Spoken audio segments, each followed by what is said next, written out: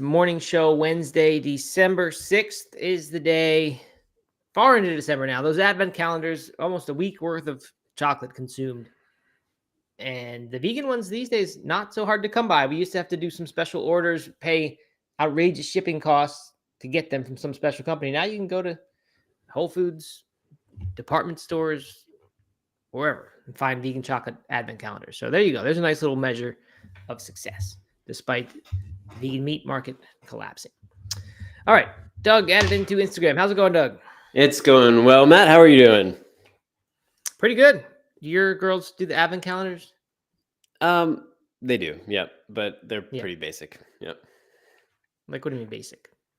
Vegan chocolate piece each morning?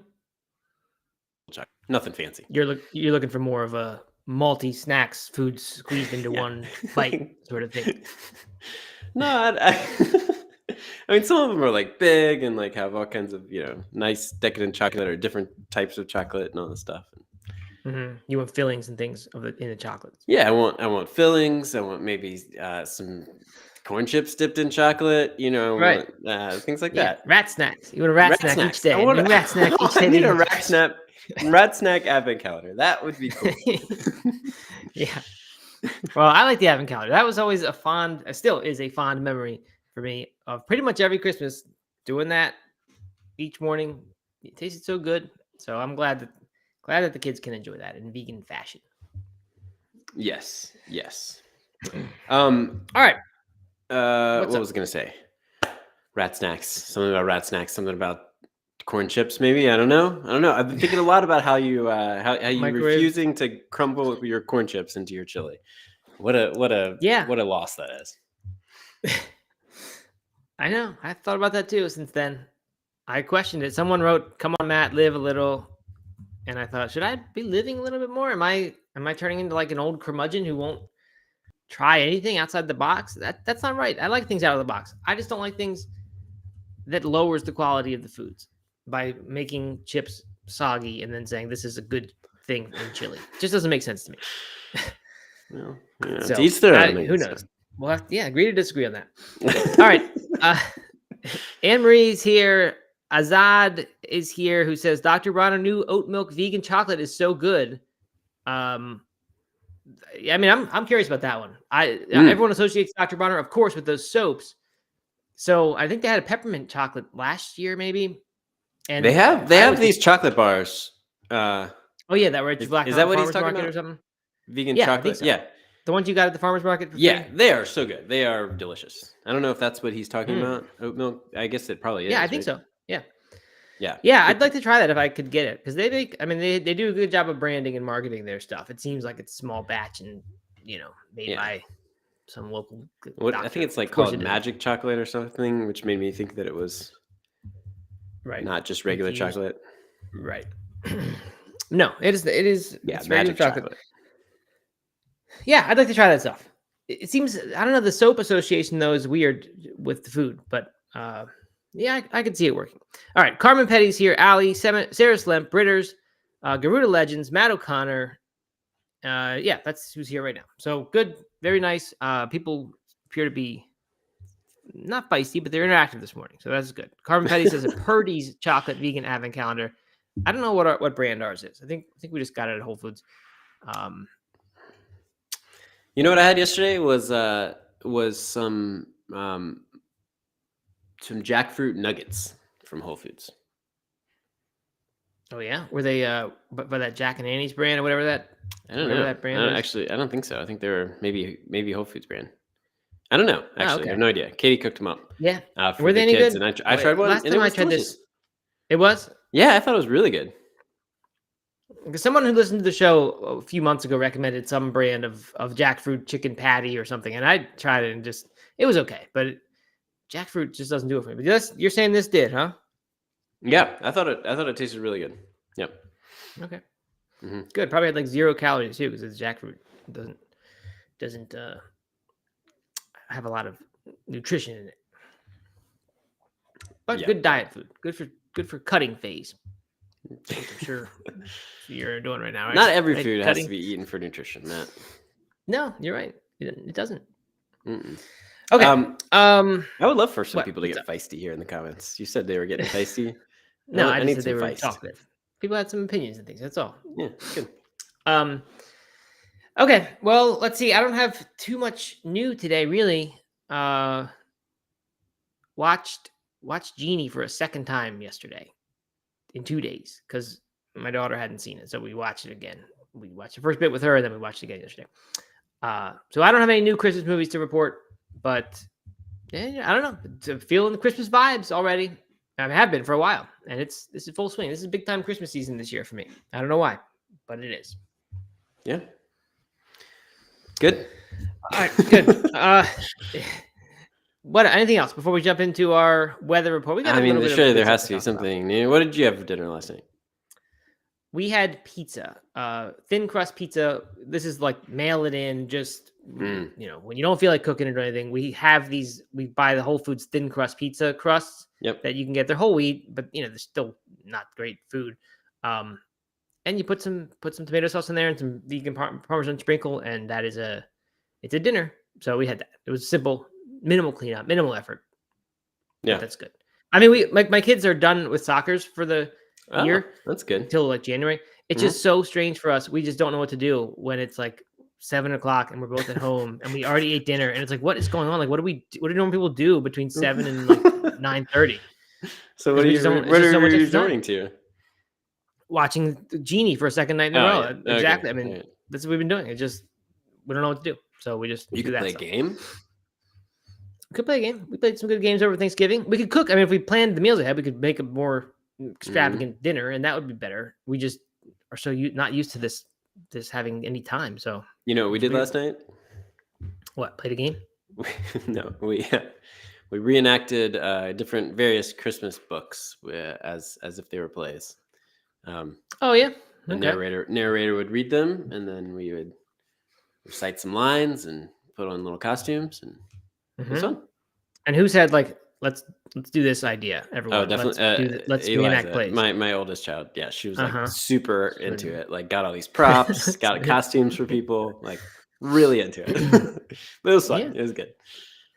Yeah, that is good. Very nice. All right. Yeah, that's all I got. Last day of my fitness thing is tomorrow. My mass gaining. Sorry, last day is today. Program technically ends tomorrow, but twice I've delayed the workout by 1 day for different reasons. So my program actually ends in like 3 days. But today will be the last workout. Kind of a relief. But I don't know what to do next. Got to figure that out. But it's been good. I've liked it. Did you get your final after photos?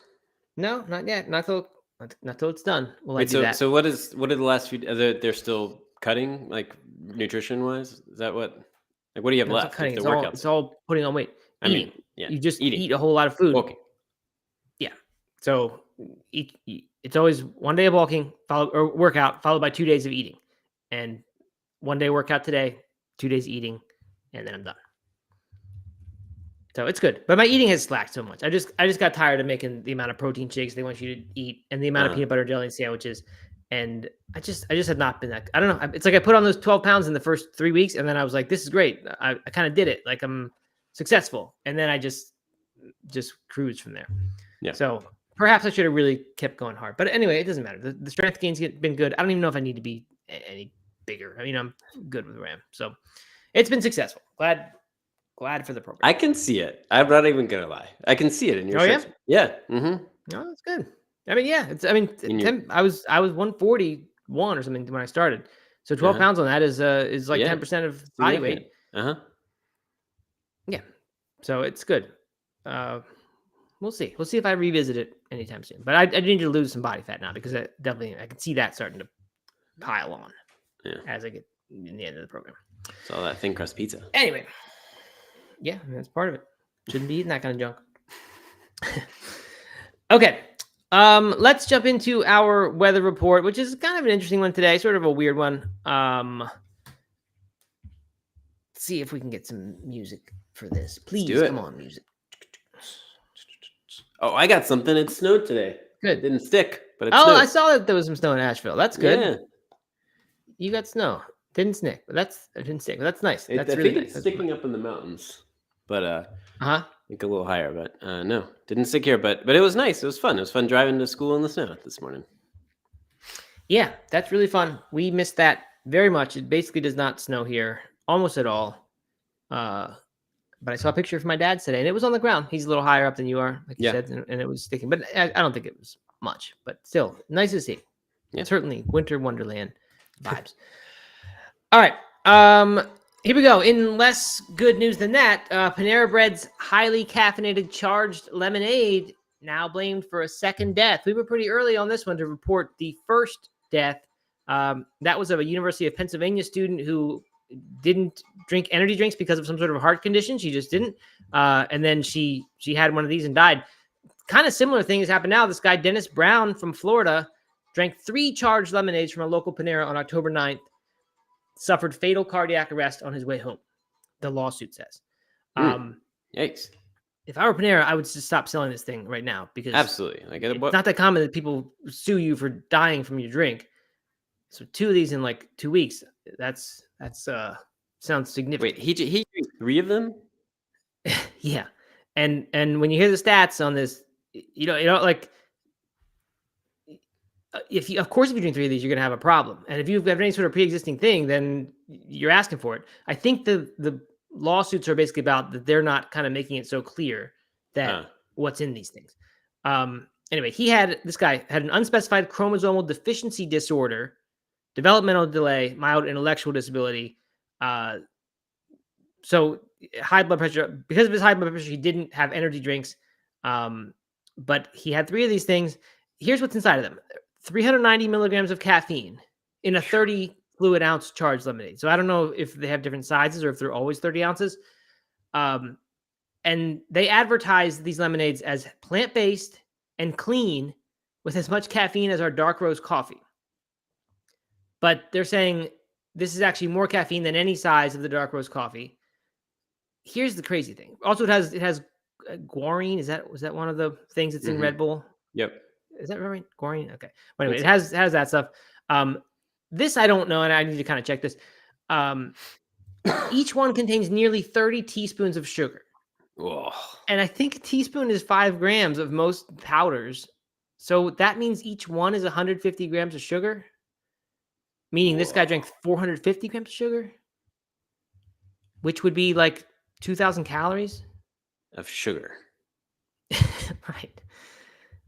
So I don't know if that part's true. I have trouble believing that 30 teaspoons of sugar are in anything. 30 grams maybe, but I don't know. But who knows? It's really possible. 30 ounces is a lot, so maybe. The FDA says healthy adults can drink 400 milligrams of caffeine a day. So get 3 of those at 390 is way more than that. So yeah, I mean, not surprising that someone with pre-existing stuff would have problems drinking that much of this. And the big question is Panera irresponsibly not telling you what's in this? Yeah. All right. So I just looked up pumpkin spice latte. Grande pumpkin spice latte has 50 grams of sugar. Grams. Yeah. Not tablespoons. Teaspoons. How many grams of sugar in a teaspoon? Let's see what we get here. I think it's 5. It's almost always 5. 4. They're saying 4. So that'd be 120 grams per lemonade. That's crazy. So just crazy, right? I mean, that is crazy. Yeah, you almost want to say they shouldn't be allowed to sell something that is that bad. Yeah, I mean, but then I think no, it's free market. You can do that. I don't know, but yeah, you need to tell people what's in it though. They have to know that it has more caffeine than all these energy drinks, and it's just weird. I don't know. So, you think I'm gonna be getting any Panera charged lemonades, Doug? Based on what you know about my fears about food harming me? Yeah. I think you might be. I can see after this weightlifting phase or this bulking phase ends, that you're just like hanging out at Panera the whole time, just like straight throwing back your charged lemonades.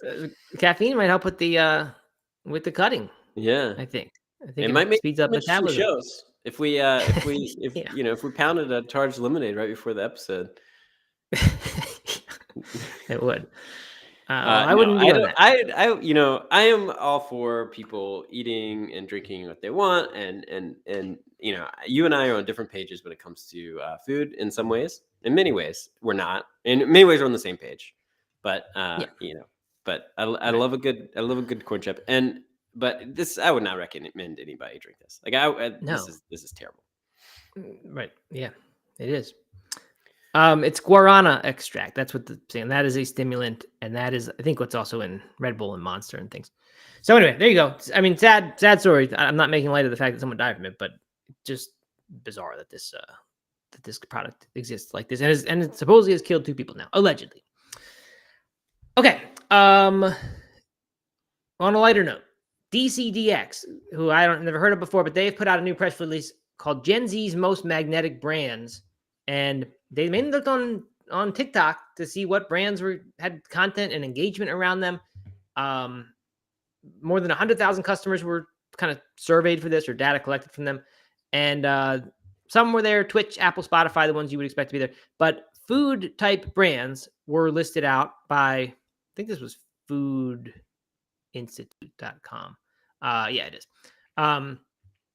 Here's what they are. Number 24. First of all, what is Gen Z, Doug? We've talked about this, but I don't ever know. Is it people who were born in like after 2010?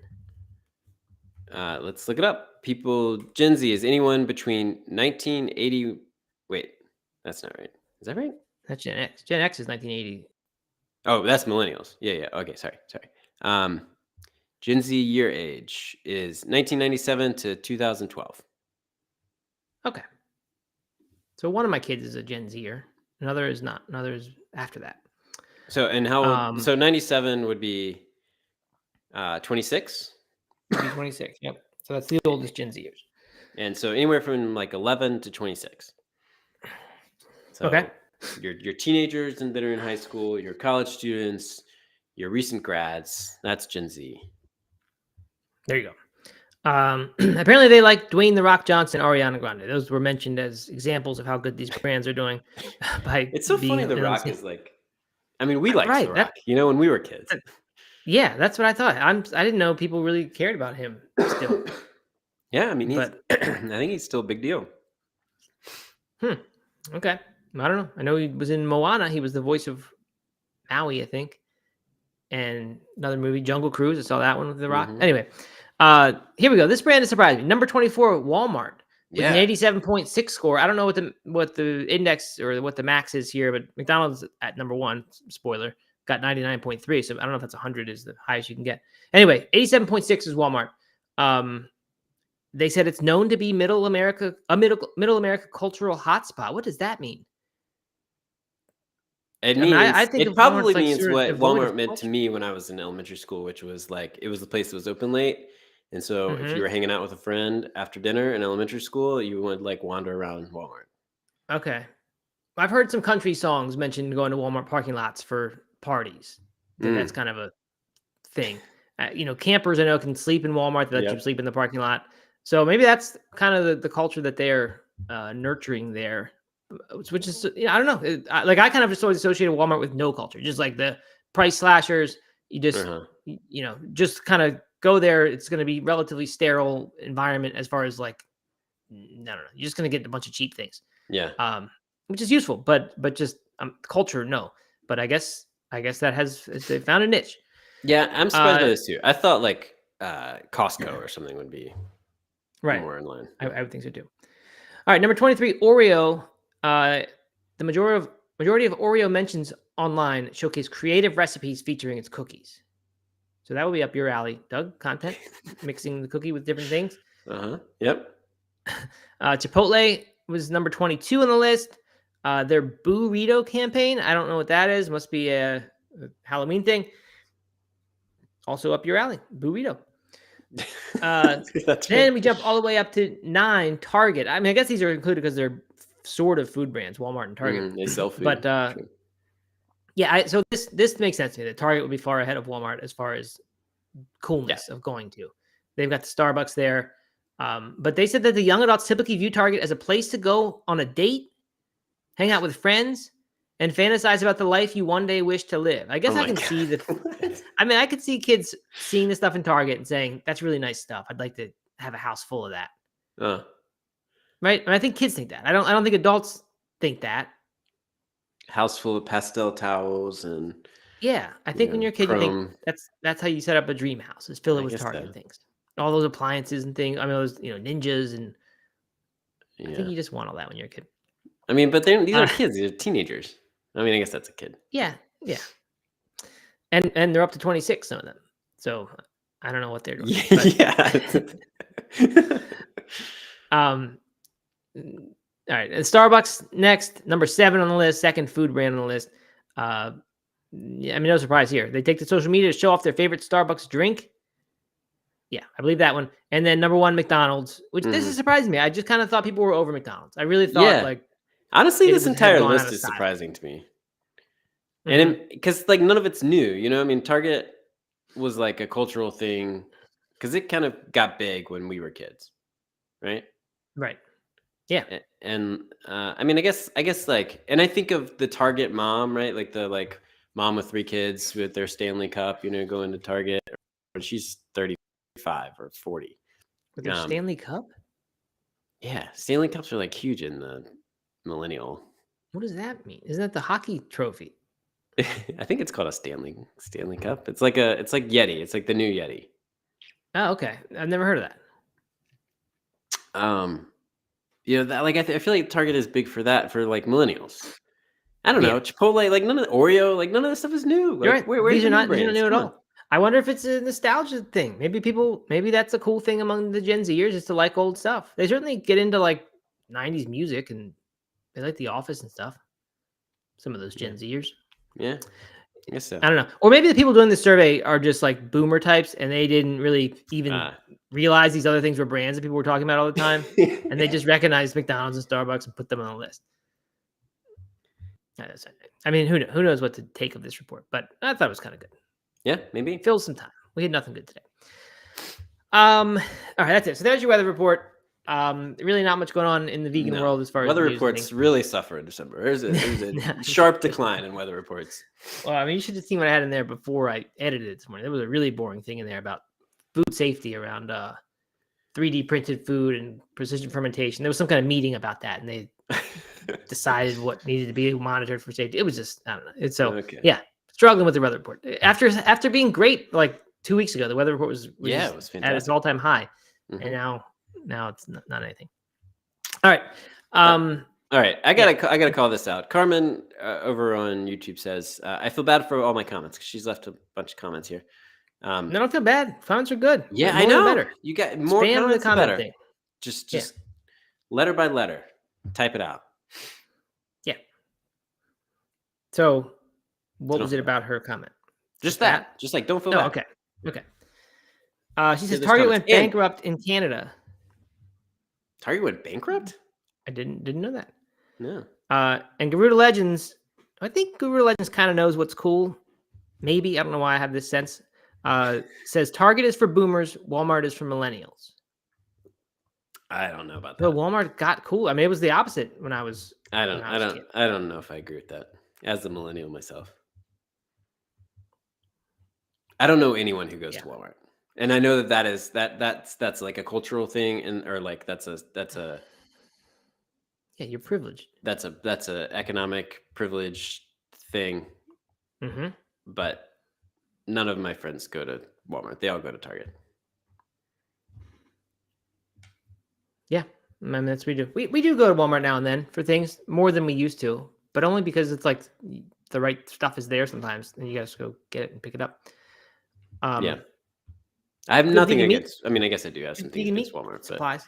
They do, right? Remember, I did my big excursion to Walmart.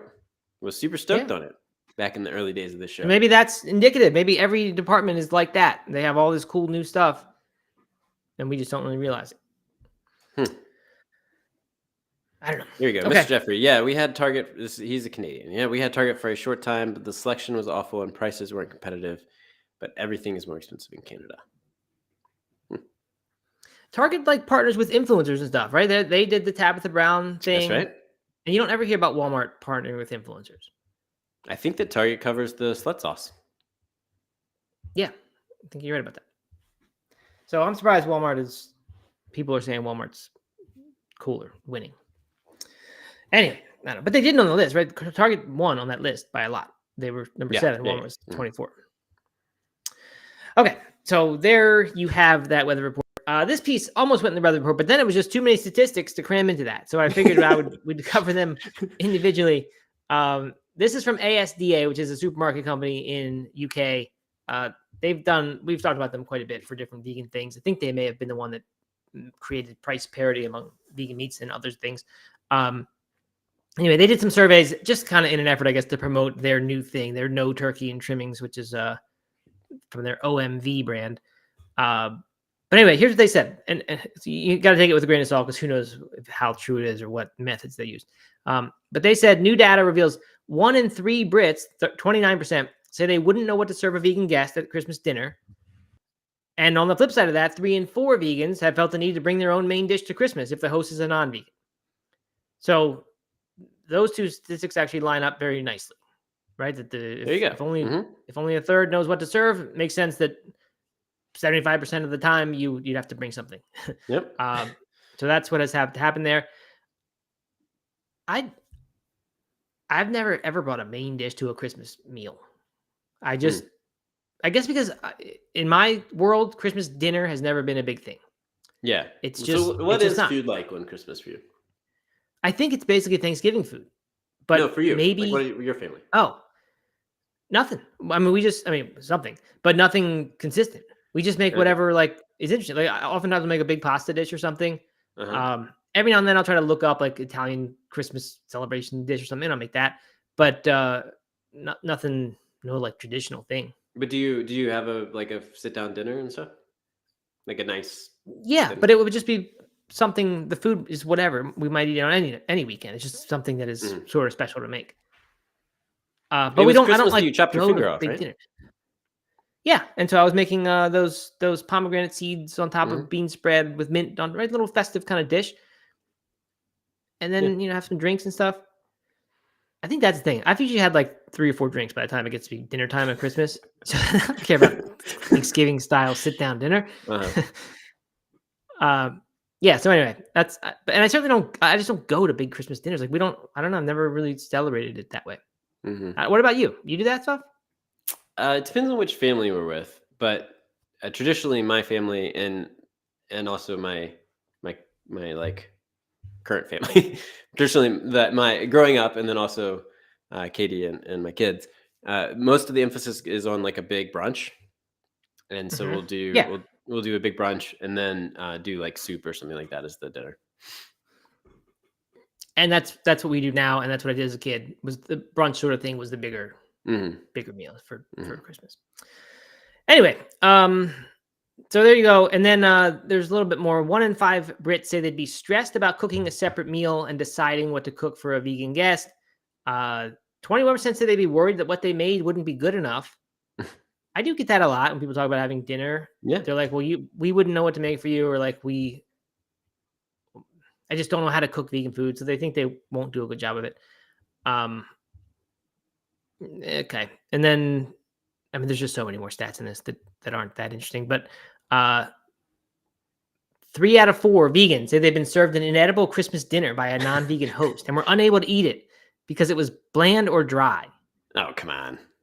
Exactly. Right. Come on. Unable to eat it, not edible, just because it's not your favorite food or cooked exactly the way you like. They served you a vegan meal. Come on. Right. Exactly. So I hate that. That's just playing into but we've made it easy. Here's your no turkey and trimmings. Very, very possible. They probably set that one up in the survey so that people would do that. And 18% were served a dish that wasn't actually vegan, which has happened to me before. Sure. Where you get something that isn't totally vegan and you figure out how to deal with it. So there you go. There's some fun stats. Not too much. And then there's a bunch of things you can buy to solve this problem if you want to go to ASDA in UK. All right. And then to the main story, which I picked this one, Doug, because we were getting all that carnivore right-wing traffic on YouTube. That seems to be our formula for success, was attract carnivore types.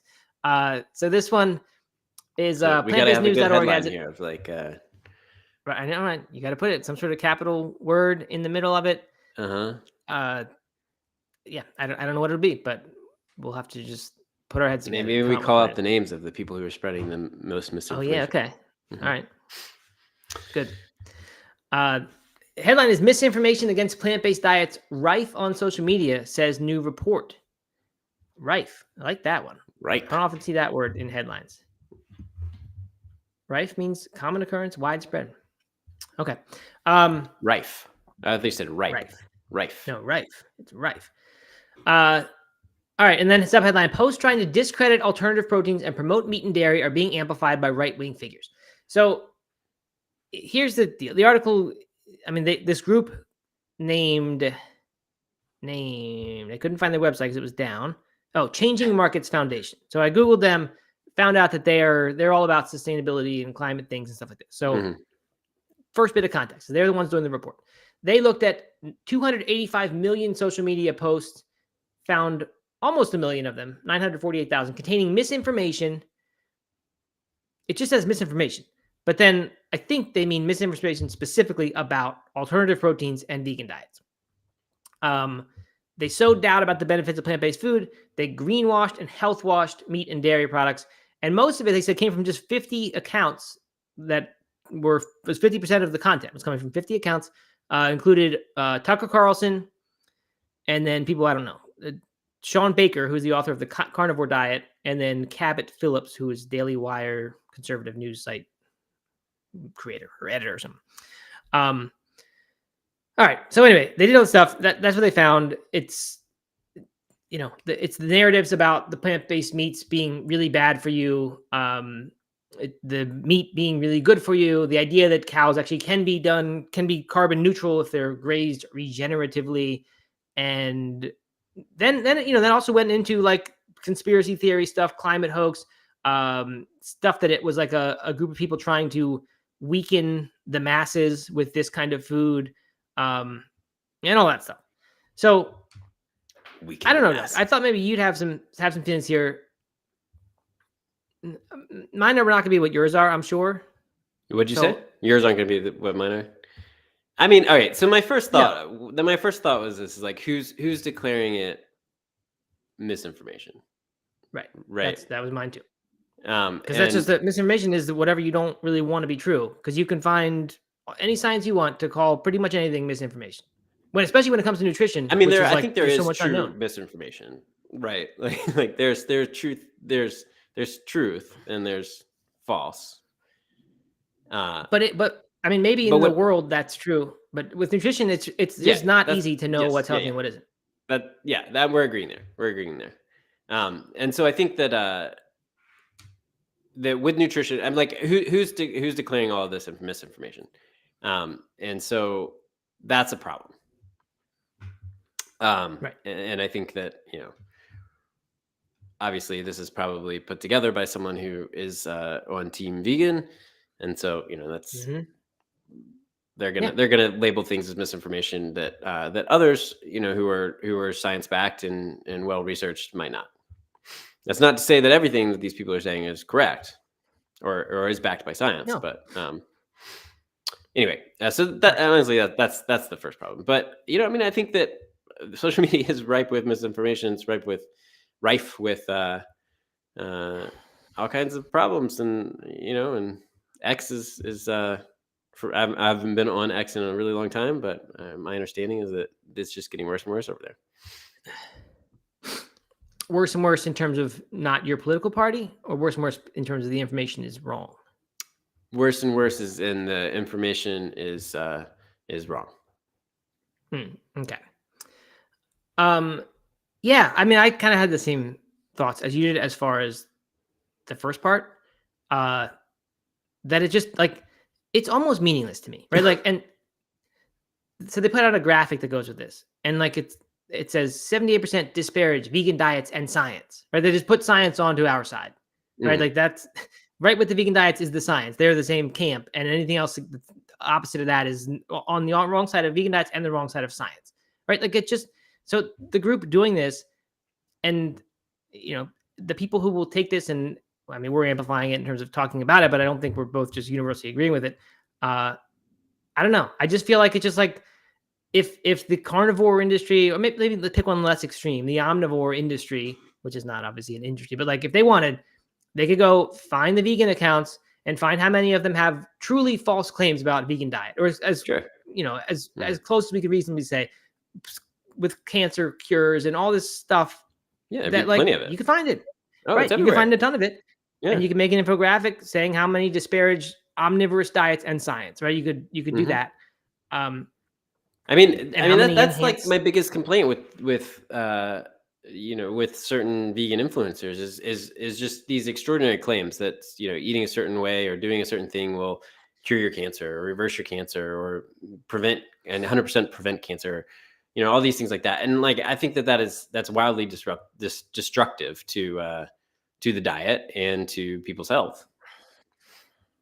But we do it. Right. We do it all the time. So like people on the other side are going to do the same thing. And they're going to find a study that backs them up, and then it's a matter of like whose side are you on as to whether it's misinformation or not. Right.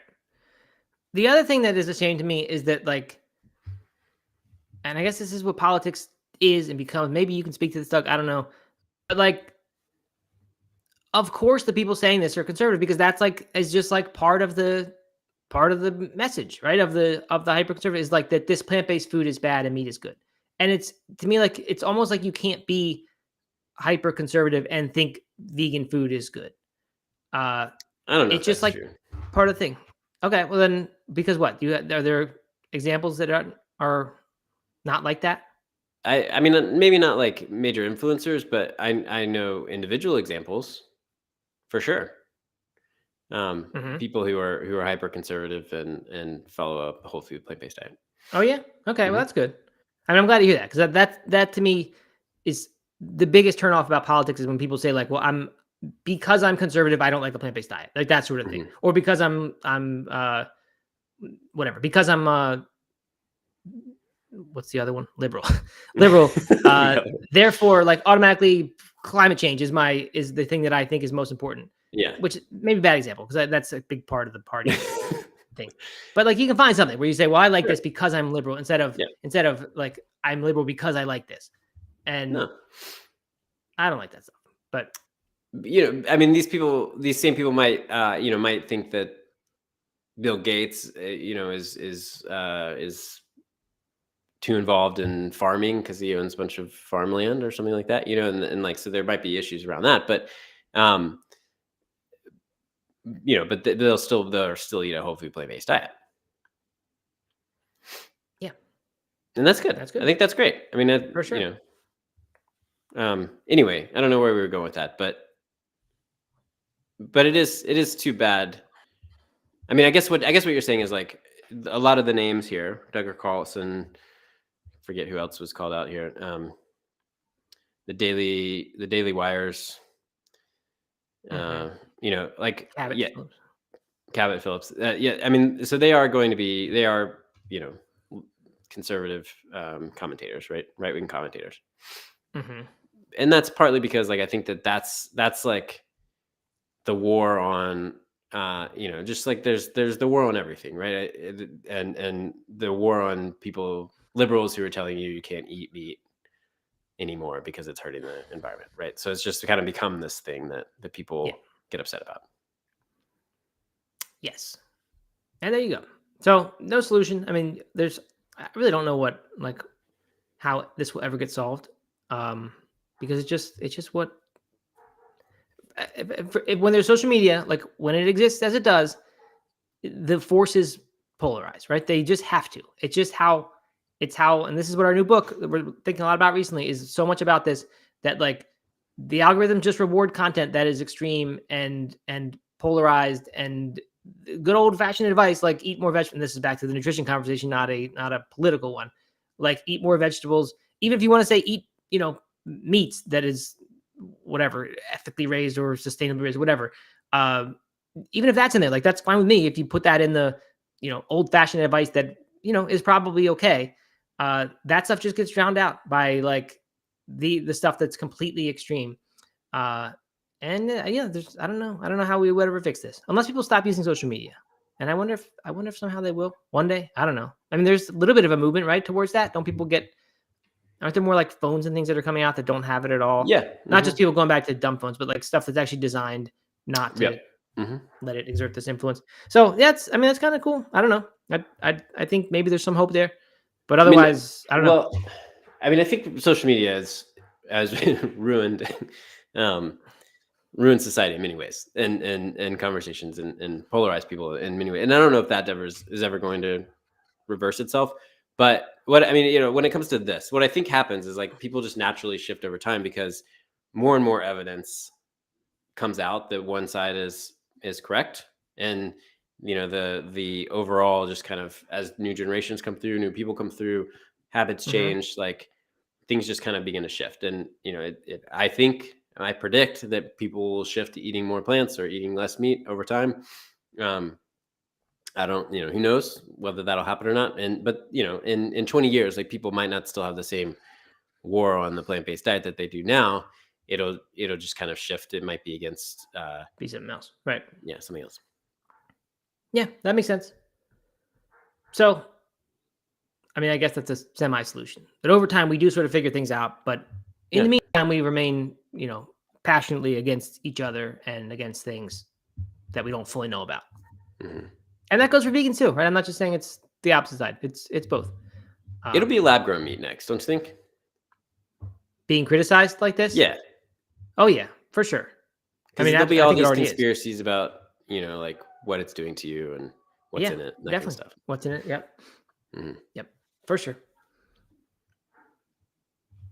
Anyway, so what else can you say about it? I don't know. So people are similarly have nothing to say about it in the comments here, and that's fine. I was thinking people might, but it's one of those things like that is just so. It's just like a fact of the life as it exists now, and there's nothing to say about it. It's just a shame, I guess. Matt O'Connor says Doug can confirm X is a shadow of the formal social media platform it used to be. There you go. I don't know if I agree with that. I kind of like X. All right. Okay. I don't follow all the Tucker Carlsons and all that on there, but when I go on there for crypto stuff or whatever, it's kind of I like the format that it's text and not pictures. I listened to an interview with Elon Musk the other day. Mm-hmm. Yep.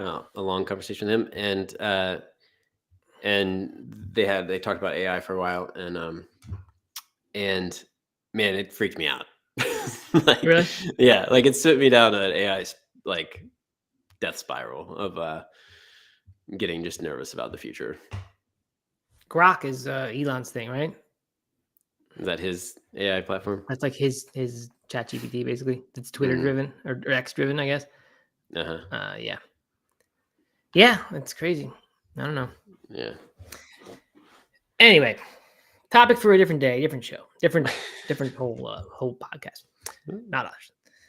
All right. Yeah, that's it. So I don't know. What else, Doug? Anything else? Any final thoughts today? Concluding, remember you used to give a nice final thought when we would leave. Cheer, everybody leaves on a positive note. We need that right now, more than ever. What do you got for us? We do. It's been kind of a depressing episode. Let's see. What do I got? Christmas spirit, holiday movie recommendation, holiday food recommendation. How about roasting chestnuts? I'm going to do that this year. Oh, really? On an open fire? In the oven? I don't know about open fire, but maybe. Veg News had an article about it today. Caught me right at the right time because I saw something earlier this year that made me think I wanted to make them this year. You get them in street markets. German Christmas market, I had it last year, but I think they're in the U.S. sometimes in Christmas places. Okay.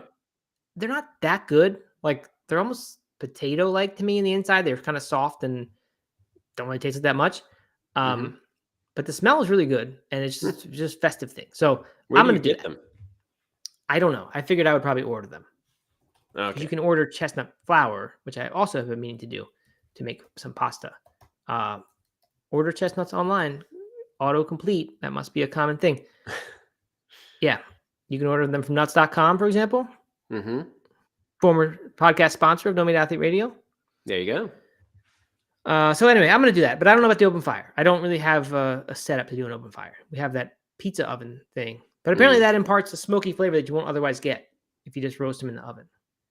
You should try it. Do a double batch. Do some in the oven, some in the pizza oven. Side by side. Yeah. See how. Yeah. That'd be good. But I don't have means of a real open fire.